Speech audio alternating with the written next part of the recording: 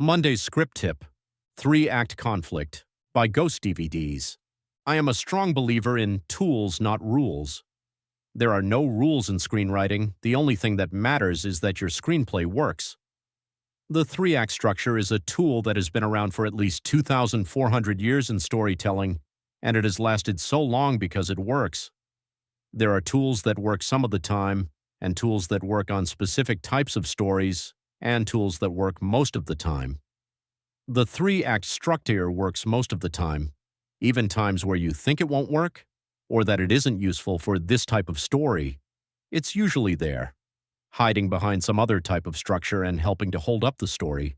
So even if you don't think it's important to the type of story that you are telling, probably a good idea to be familiar with it anyway.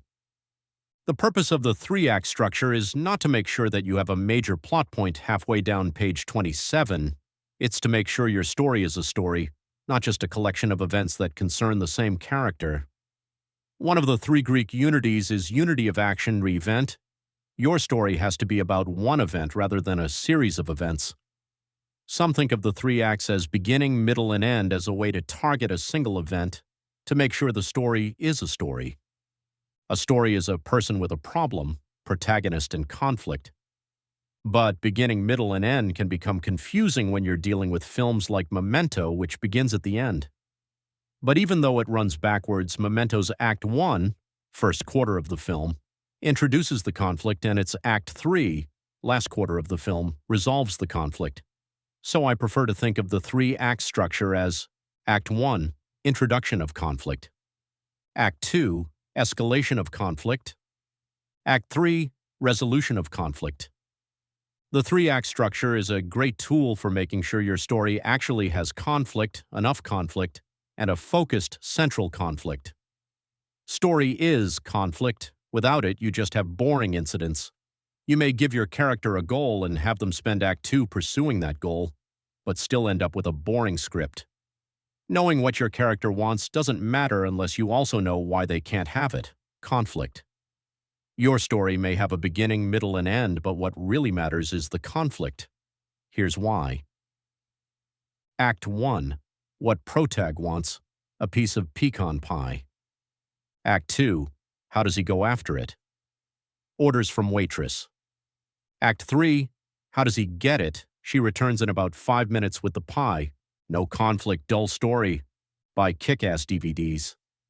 But what if he doesn't have any money and wants to steal the piece of pecan pie, and the pie case is behind the counter where all of the waitresses are? Act 1. Wants a piece of pecan pie, has no money. Establishes conflict. Act 2. Waits until no one is looking and sneaks behind counter to get pie, but a waitress comes back and he has to hide in a cupboard under the counter. Another waitress goes behind the counter and the two waitresses have a conversation. Our hero in the cupboard feels his leg beginning to cramp, has to figure out how to work out the cramp without the waitresses hearing his movements. Our hero feels something crawling on his leg, a big ugly cockroach. Conflict and escalation of conflict. Act 3. He opens cupboard door enough to toss cockroach onto a waitress's foot. She screams. Both waitresses run away. Hero rolls out from cupboard, grabs a slice of pie, and crawls to the other end of the counter and escapes. Resolution of conflict due to protagonist's actions. We won't explore the cockroach in the cupboard as it related to the piece of pie her stole. This is a movie, not reality. Conflict makes it a story. It's not so much what the protagonist wants, but why he can't have it: the conflict. Conflict doesn't mean it's going to be car chases and fistfights. The conflict can be wanting to get laid before you graduate high school and having not a single taker, or wanting to hook up with a guy who lives in Seattle when you live on the other side of the country. Those are conflicts: American Pie and Sleepless in Seattle. To some people, it seems like Hollywood is three-act crazy, and that the three-act structure is constricting their creativity. In reality, it is nothing more than a tool to help your creativity. Hollywood had nothing to do with the three-act structure. It's just another one of those Greek things from 2,400 years ago, along with terms like protagonist and antagonist, things that are basics of dramatic structure.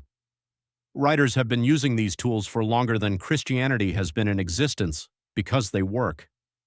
The reason why Hollywood seems to be so three-act crazy is because so many scripts suck because their structure doesn't hold up. When you see a million scripts with the same exact problem, you get a little curtsy about it. Episodic and No Act 2 by Losers DVDs. One of the major problems with scripts that do not work is that they are episodic. Instead of having one conflict and one story, they have a bunch of different small conflicts and small stories that do not add up.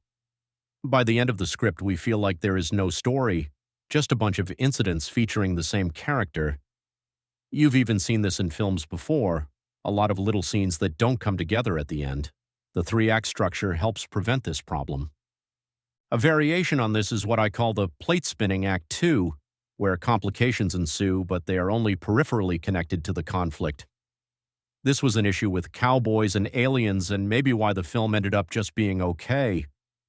In Act 1, we established the conflict, a sci-fi version of The Searchers where aliens have attacked a town and kidnapped a bunch of townspeople, including mean rancher Harrison Ford's son and wimpy bartender Sam Rockwell's wife.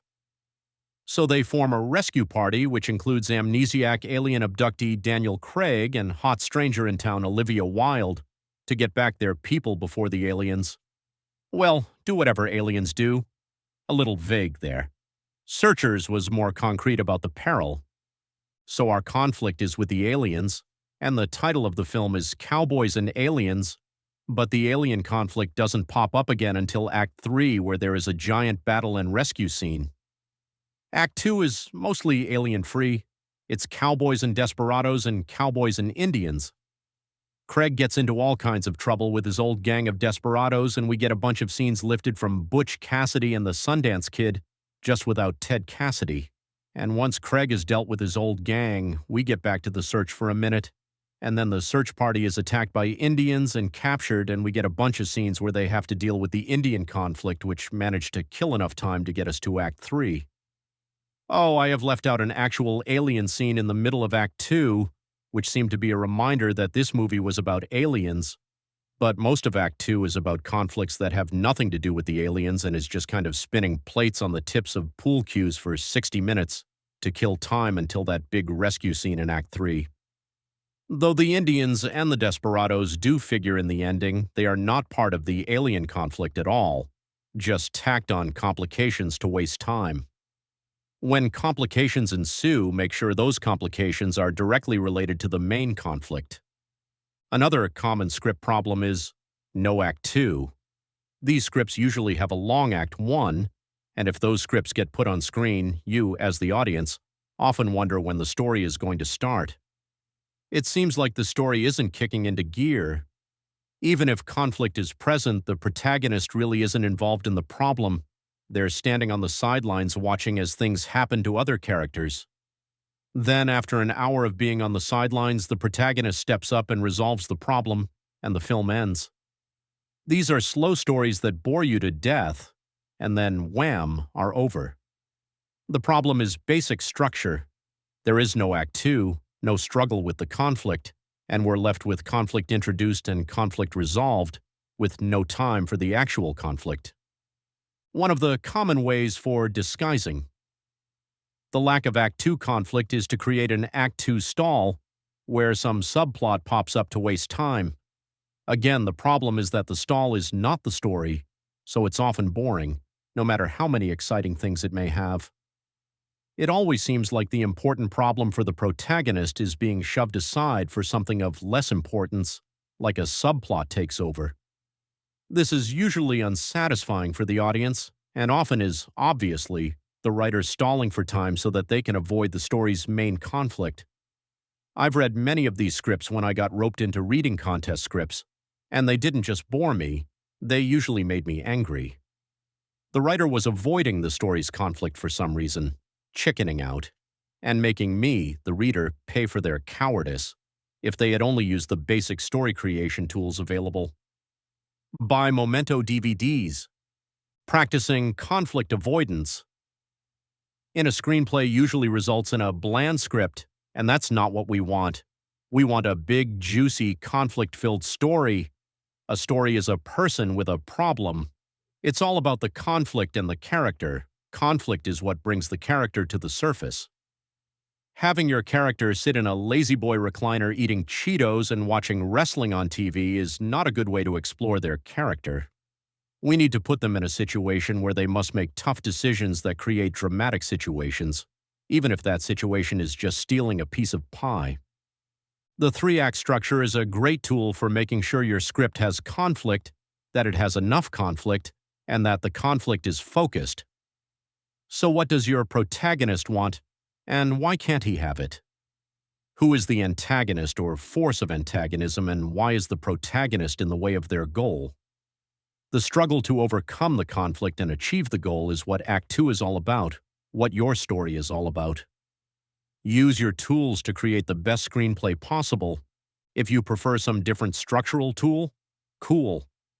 The only thing that matters is that your screenplay works. Nobody cares how you created it.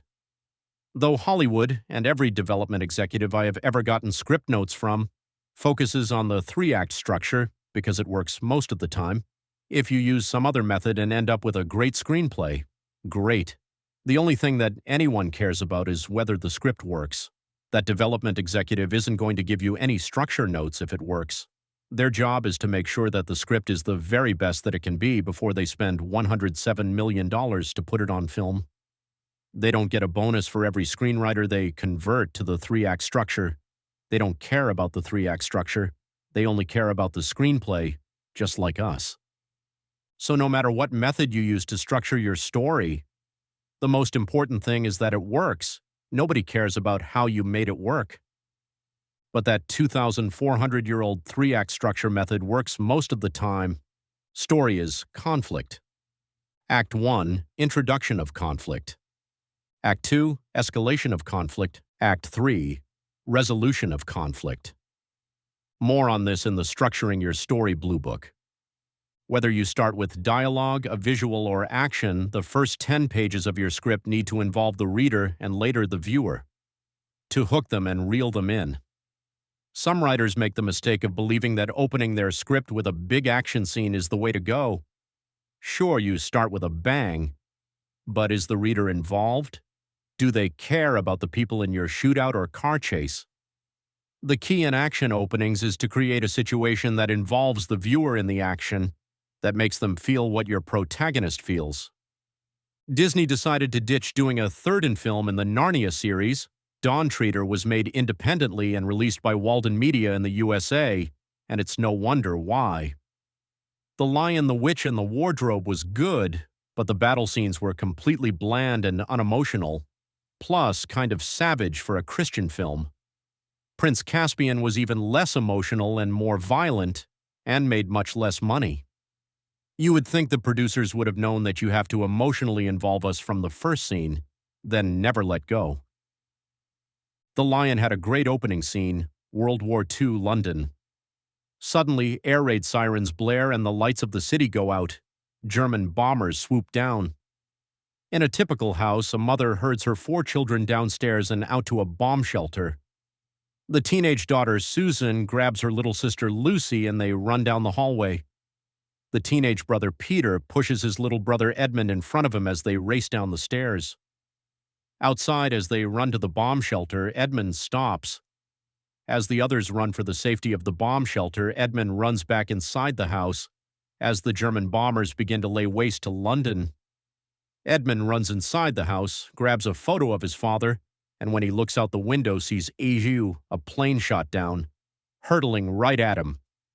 Edmund's older brother, Peter, grabs him, pulls him to safety, and then both boys dive into the bomb shelter, moments before the bombs drop. Bombs are destroying homes. People are being killed out there. It's an exciting, suspense-filled action scene. Edmund is a kid with problems who would put himself in danger to rescue a photo of his dead soldier father. Okay, that is a great scene because it's all about character, and it's also exciting and involving. Prince Caspian begins with a fistfight between boys, and we don't know what started it or even who these kids are. Our 2 lead boys, Peter and Edmund, end up involved in the fight in the subway, Tube, but we don't know what it is all about. Meanwhile, some geeky kid is hitting on Susan and she tries to get away from him. That's when the subway train comes, and the four kids see Narnia, and they are suddenly magically transported to Narnia. That isn't nearly as cool as accidentally finding Narnia while playing hide and seek from the first film. No real magic in the train scene. And even though we open with action, the boys fighting, it doesn't involve us in any way. Nothing emotional about the fight, so we don't care. The worst thing you can do in the opening scene of a script is create a situation where the audience doesn't care what happens. We want an emotionally involving opening scene. Emotionally involving middle, buy the DVDs. When you haven't grabbed them from the first scene, you may have already lost them, which makes it both critical and more difficult to involve them afterwards. In Prince Caspian, once they get to Narnia, they discover that Narnia runs on some sort of dog-year clock or something, and a whole bunch of time has passed.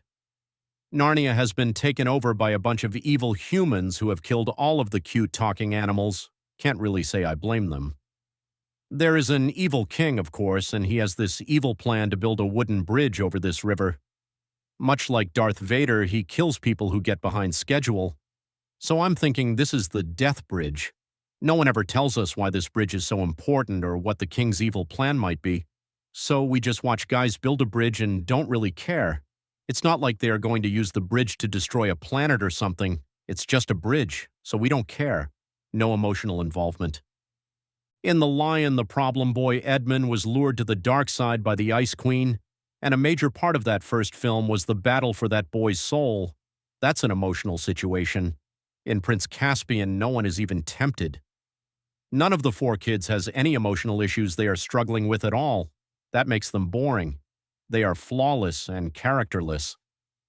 Maybe they thought after the kids found Lion in the first film they had to be perfect. But no weakness means no strength. You can't get up if you have never fallen. So Prince Caspian skips emotions to focus on silly plot things. When the evil king's wife pops a boy, Prince Caspian is in the way of his evil bridge-building plan, so he decides to kill him. But Caspian escapes because the film is named after him. The film isn't called Narnia, Cute Talking Badger. Prince Caspian does bump into some cute talking animals and some dwarves and our four kids, who are all legendary kings in the world of Narnia. Though the evil king and his bridge-building henchmen think all of the talking animals and dwarves in Narnia are dead, seems that some survived and are living in the woods. The talking animals and Prince Caspian, who speaks with Chico Marx's accent, want the four kid kings to help them, even though this is barely discussed. This is a movie where things happen in the most boring and unemotional way possible, as if it's designed to put you to sleep. It never tries to include us in the story or involve us in any way, and none of the characters have any emotional conflicts at all, so there is nothing to feel. They decide to attack the evil king in his castle, because they'd never expect that, and we get a big, pointless battle scene. Emotional action scenes, buy the DVDs. Any action scene is a character scene and should be an emotional scene. In one of those danged Lord of the Rings movies, there's this great battle scene where one of the king guy's daughters, played by Miranda Otto, is in love with Viggo Mortensen's character. When all of the soldiers put on their armor and go into battle, she dons armor and tries to blend with the others. One of the short guys, I think the one on Lost, sees that this soldier is a woman, the princess. Will he keep her secret? That adds an element of suspense, along with situation. This is the princess in the battle, not a soldier. Of course, the biggest, meanest, most evil monster warrior of all kills his way to her. Now she is fighting the ultimate monster warrior, and we know it's the princess, not a soldier. The ultimate monster warrior fights her, and it's one heck of a great fight, but she's completely outgunned.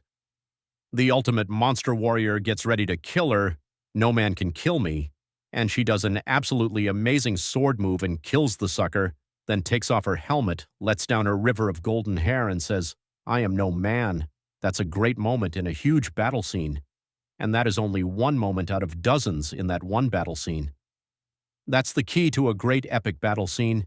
It's all about individual fights within the battle and the amazing emotional moments in those fights. An action scene is a character scene, but with Prince Caspian we just get this big battle. Lots of long shots of fighting, but no moments. These are the most boring film fights since the last Narnia movie. Once they have retreated from one pointless battle scene and fallen back to their crumbling hideout in the woods, the evil king decides to follow them and kill them all. All cute talking animals and half horse on half men will be destroyed. And you know how they get to the Narnian hideout? You guessed it, the Death Bridge. This makes no sense at all because they thought there were no more talking animals, so why would they build the Death Bridge over the part of the river that leads right to the talking animal hideout?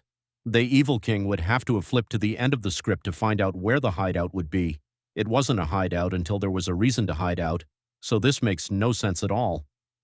The writer may know what comes next, but the characters don't. And in this case, the evil king is building the bridge before they discover that there are still cute talking animals, and before our Kid Kings return. Eventually, the evil king and his army cross the Death Bridge and we get to another big pointless battle scene, with no character and no drama and no moments and no emotions in between. This film is flat and boring and long. For some reason which they do not tell us, they send young Lucy on horseback into the forest. Oh, and there are bad guy soldiers in the forest. Why is she riding in the forest? What the hell is this all about? Instead of letting us in on the story, including and involving us so that we can worry that she won't accomplish her mission in time or whatever, we're kept completely outside the story and have no idea what the heck is going on. They keep cutting back to Lucy evading the soldiers, and we wonder why they sent a little girl out into the woods in the first place. Are they trying to get her killed? Did she piss off her brothers and sister and they want her to die? The film excludes us and confuses us, and we don't care. Buy the DVDs. And that is the worst thing you can do in the opening scene of your script. And any scenes that follow allow the audience to not care. We want to grab them from the very first scene, the very first sentence. Not with pointless and emotionless action, but with emotionally involving scenes. We need to create situations and characters that make the audience care what happens next, and what happens for the next hour and a half. Emotional action. Openings. It isn't just fantasy films that can stumble by not emotionally involving the audience. Comedies and dramas and indie films and rom-coms and action films often screw up by not emotionally involving us in the story from the opening scene. Skip Woods' action film Swordfish opens with terrorist Gabriel, John Travolta, sitting in a Starbucks telling computer hacker Stanley, Hugh Jackman, and FBI agent Russo, Don Cheadle, how the movie Dog Day Afternoon would play out today. Gabriel. What if they'd started killing hostages? No mercy, no quarter, meet our demands, or the cute blonde in the bell-bottoms gets one in the back of the head, bam, splatter. What? Still no bus? The young woman with the kid takes one in the face, pow, splatter. How many innocent victims would they let get? Sprayed across the windows before the city? Reversed its policy on hostage situations? Stanley tells him it would never work. Audiences like happy endings. Gabriel shrugs, stands up, and we see a SWAT team at the Starbucks door aiming guns at him. He holds up a bomb detonator, tells them to move, I won't ask again. They get out of his way and he strolls across the street to a bank where 24 hostages are wired with explosives. Gabriel phones Russo and reiterates his demands, explaining that the hostages are wired to explode and cannot be rescued. They're wearing electronic dog collars that will set off the explosives if they stray too far from the transmitter in the bank. Russo's boss decides to send in the SWAT team. A SWAT officer grabs a hostage that has been placed at the front doors of the bank to take her from harm's way. Stanley and Russo watch in horror as the SWAT officer takes her farther from the bank. They yell to let her go. She fights the officer, but he subdues her. Each step takes her farther from the transmitter. She looks in the window at the other hostages. Stanley looks out the window of the Starbucks in horror, yelling at the SWAT officer, who isn't listening. At this point, we are emotionally involved in the scene. We are helpless bystanders, just like Russo and Stanley. We are yelling at the screen for the SWAT officer to just put her down. We know what will happen if they get too far from the bank. There is a human component to the action scene, the hostage. An emotional component. We can save her if only we can get the SWAT officer to listen. The scene puts us right in Stanley's shoes, makes us feel the helplessness that Stanley feels. Then we feel the horror and tragedy. Buy the DVDs. Compare this to the unemotional opening of Basic Instinct 2, where Sharon Stone is driving a sports car at high speed with a drugged-out soccer star on the passenger seat. The guy is practically comatose, so he just sits there. When Stone drives the car off the road and into the Thames and it begins sinking, we don't care about the guy at all. In fact, we don't care about Stone either. We don't care about anyone. That makes the opening scene a complete waste of film, and from there it gets worse. If the audience isn't emotionally involved in your opening scene, they won't care what happens. And the audience doesn't feel what your protagonist feels. They are outsiders to the story. Remember, our job is to make the audience feel, to give them an emotional experience. The greatest special effects slow-mo explosion is meaningless if we don't care about the people involved. How does your opening scene emotionally engage the audience? More on this in the Hook 'Em in 10 Blue Book. What character drives your script? Your story will be about somebody who wants something, not just kinda would like it, but wants to the point of obsession. They are the driving force of your story. Hey, create the through line. A character wants something and will let nothing get in their way, but someone does get in their way, and that creates conflict. Story is conflict. The character that wants something should be driving your script, not some character who has no stake in the outcome. Who is that character? The strange part, it's probably not your protagonist. Probably 90% of the time the antagonist drives the story, they bring the conflict. So in My Best Friend's Wedding, there is no story until Julia Roberts gets the call that Cameron Diaz is stealing her ace-in-the-hole man. In Jaws, there is no story until the shark starts eating people off the coast of Amity. In Blazing Saddles, there is no story until Hedley Lamar decides to assign a black sheriff to that town so that everyone moves out and he can buy up the land to run his railroad through town. In The Fugitive, there's no story until the one-armed man kills Kimball's wife. Deliverance is just 4 guys on a rafting trip until those hillbillies show up to rape them. 12 Angry Men would be over in a minute if they all agreed with Henry Fonda's character, or were at least willing to hear him out. And there wouldn't have been 12 jurors if there wasn't a murder. Without those evil exes, Scott Pilgrim and Ramona would live happily ever after on page 15, and there would be no more story left to tell. It doesn't matter what the genre is, the antagonist brings the conflict, and there isn't a story until they show up. From that point on, it's a game of tennis. The antagonist causes a problem, the protagonist reacts, the antagonist counter-reacts, and back and forth until someone gets married or explodes something. Jumper has a great basic concept, a guy who can teleport, Hayden Christensen, who cannot act if his life depended on it, from one place to another. He just vanishes from here and ends up there. The movie also has lots of beautiful scenery and amazing locations, and some cool special effects and cool teleportation ideas like anchors and a gizmo that keeps the wormhole open so that people can follow you, and lots of great ideas about teleportation, plus the great Samuel L. Jackson as the villain, and the movie manages to squander all of that. It just kills all of those great ideas with a rookie mistake. No one is driving. This is a film without any driver, so it's going nowhere fast. The hero, Hayden, just wants to be left alone. He's basically passive. He has this amazing teleportation gift, and he uses it to sightsee and rob banks, leaving IOU notes behind. Nothing much happens in his life, and he has no real problems, no goals. Passive. Nothing is driving him. The villain, Jackson, just wants to stop the hero from teleporting. No real reason why. And here's a major problem with the film. Jackson's reason for spending every waking moment trying to stop people from teleporting is that only God should have that power, which makes him kind of silly. He doesn't have an actual goal, nothing actually driving him. He just wants to stop Hayden from moving around so much. This also makes no sense because Jackson actually uses the teleportation wormholes to chase Hayden, so if his goal is to stop people from doing this, he could start with himself. It's not a goal, it's just an excuse for a conflict. What is the or else factor? If Jackson doesn't stop Hayden from teleporting, What happens? Nothing.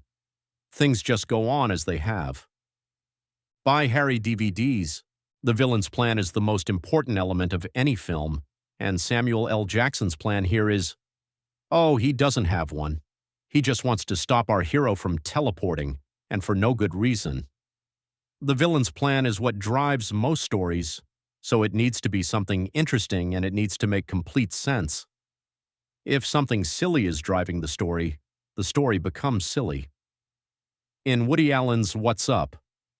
Tiger Lily, the villain's plan was to steal a recipe for chicken salad sandwiches, and that makes the whole film silly. What drives your story needs to be something that makes sense, something that is world-changing and/or life-changing. In My Best Friend's Wedding, it's not just some guy getting married, it's Julia Roberts' ace-in-the-hole man, the one guy she knows will marry her. Without him, there is no other guy in her life. Okay, her gay friend, but not a guy she can marry. She will die an old maid, and that is the or-else factor for that film. The world won't change, but Julia Roberts' life will be ruined unless she can stop this marriage. That's what gives her drive. The stakes are high. She is so driven in that film she crosses over into villain territory, dragging us along with her. But Samuel L. Jackson doesn't want to do anything himself. He just wants to stop Hayden from doing something, which means we have a passive villain. Nothing driving him either. And Hayden isn't teleporting for any reason. He doesn't have a plan either. No villain's plan, no hero goal, no one is driving. Which is why this film is such a car wreck. Passive hero, passive villain. That means the conflict makes no sense, because Hayden's jumping has no effect on the outside world at all, and no effect on Hayden's character. It's meaningless. It doesn't matter. So Jackson trying to stop him is not only silly, it also doesn't matter. Stop him from doing what? Moving around so much? So none of this matters to anyone. It's a fake conflict. How could such a basic story problem end up in a big-budget Hollywood film? Okay, how could it end up in a low-budget film? Okay, how could it end up anywhere? It's screenwriting 101, storytelling 101. Cavemen knew better than to have a story where both hero and villain were passive. And that's the big problem with the movie. It's a bunch of contrived teleportation. Movement without meaning. Hey, he's in Egypt. Hey, he's in Rome. Hey, he's in his hometown. But none of it means anything. He could have just sat around the house in New York and the same lack of plot could have happened. It's all kinds of movement, but nothing happens. Stalled characters. Buy Henry DVDs. The great Michael Rooker shows up in a subplot as his drunk and abusive father, but absolutely nothing is done with that. No scenes there. In the prologue, Rooker gets to be drunk and abusive in one scene, but later he's just there. No interaction between father and son at all. They are on opposite sides of a door, and Hayden doesn't speak. They use that door as a conflict condom. Instead of dealing with the relationship issues, they find a way to avoid that conflict entirely, avoiding the relationship completely, avoiding exploring the characters completely. Why? Again, a whole scene where no one is driving. Rooker really wants to communicate with his son, but they find a way to stop that communication so that the scene stalls out. It just sits there. A great actor on one side of the door, a wooden actor on the other, and nothing happens. They could have really done something with this. Rooker is a gifted actor. Look at all of the different kinds of characters he has played, but they just waste him by using a closed door as a roadblock. Rachel Bilson plays Hayden's high school sweetheart, a character created just to have someone in peril for no real reason later in the film. Since neither Hayden nor Jackson are doing anything, neither has a real goal and nothing is driving them. They put Bilson in some contrived trouble so that Hayden has something to do. But even here they screw it all up after a completely boring, plotless, and pointless story. They give us a ticking clock. Bilson is on a plane and Hayden has 8 hours to rescue her before the plane lands and Jackson captures her. I have no idea what Jackson will do with her, since he has no real plan and nothing is driving him, but hey, there might be some excitement in that scenario. A race against time means something is driving the scene, but they just forget. The ticking clock aspect, and then have Hayden show up late, so the clock didn't matter, then have Jackson easily capture her so that we can have some sort of pointless and boring action ending. Hayden doesn't really want anything, nothing is driving him, and Jackson just wants Hayden to stop without any real reason, so nothing is really driving him either. This makes for a silly action ending because no one really has a goal, so how can we really tell who wins? And what are they fighting about? Diane Lane plays the hero's missing mother, and she pops up in a couple of scenes where she rescues him for no apparent reason, except he needs rescued and she's the picture in the photos of Mom, which makes her a deus ex machina. Right when actual conflict is about to strike, forcing Hayden into doing something, she shows up to instantly solve the problem and stop the conflict. Now he doesn't have to do anything. She removes the drive from the story. Then we get a completely WTF twist ending with Lane that makes no sense, and actually makes the film so far make even less sense.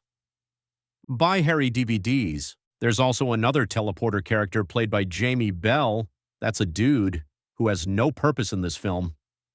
Okay, I guess he's someone for Hayden to have pointless conversations with, but you can't help but wonder why this character wasn't like the train ghost, Vincent Schiavelli, in Ghost, who teaches our hero how to use the gift. That would have given the character some reason to be in the film, something that could have driven the scenes. In Ghost, Schiavelli doesn't want to teach Swayze how to live as a ghost, and Swayze has to force him. That creates drive in the scenes they are in. Would have worked here too. Instead, Bell's just someone to talk to and a Razzo-Rizzo sidekick, a pointless character in a pointless film. And that's another big issue with this film. No point, no theme, no character arc, no valuable lesson learned. Nothing. The film is pointless. Hayden robs banks and leaves IOUs but doesn't seem to be doing anything to make the money to pay them back, and doesn't regret robbing the banks, and doesn't care, and, well, there's nothing worse than a bland actor in a bland and pointless role. The problem with watching a bad movie like Jumper is that you can't help but compare it to better movies, even if those movies aren't very good. The Hayden Jackson thing is kind of like Highlander, not a great movie by a long shot, but Citizen Kane compared to this piece of poop. Scene driving, Hard Evidence, USA Network. In my cable thriller, Hard Evidence, the protagonist is seldom in the driver's seat. Most of the time he's on the defensive while other people push him around. The antagonist or forces of antagonism are driving the story. What is the character's need in the scene? The character driving the scene has to want something or the scene has no purpose. In Hard Evidence, Joan Severance wants to know about the woman she saw her husband kissing in one scene. She tries different methods of finding out this information within the scene, from hinting around to tricking him to outright confrontation. But the focus of the scene is her desire to find out about the woman and the extent of her relationship with her husband. In Slither, another film featuring the great Michael Rooker, there is a scene where the mayor of the town invaded by aliens just wants a Mr. Pibb soft drink, and is so driven to find one that he ends up exploding in rage that he can't find one. Where is the Mr. Pibb? I told your secretary to pack Mr. Pibb. It's the only Coke I like. Goddamn Brenda exploding like a water balloon. Worms driving my friends around like they're goddamn skin cars. People are spitting acid at me, turning you into cottage cheese. And now there's no fucking goddamn Mr. Pibb? Great scene. Know what is driving your character, what the conflict is in every scene. Usually the conflict that drives a scene is the same conflict that drives the whole story, a scene being a microcosm of the story. But some character will want something in every scene and be fighting to get it. That something might be information or a Mr. Pibb or the Lost Ark. Jumper ends with the setup for a sequel. That just isn't going to happen, and if it does, well, it's going to die some horrible death at the box office unless they can take this guy with superpowers and give him something to do other than shopping and globe hopping. In a way, Jumper ends up the international version of the Home Shopping Network, except the folks on that show are driven to sell you worthless stuff, like this movie. In every scene of your script, someone must want something from another character. There must be a goal, a purpose to the characters in that scene. A scene without purpose is stalled on the side of the road. No one is driving it. It is powerless. Give your script power. Put someone in the driver's seat. Power. Put someone in the driver's seat.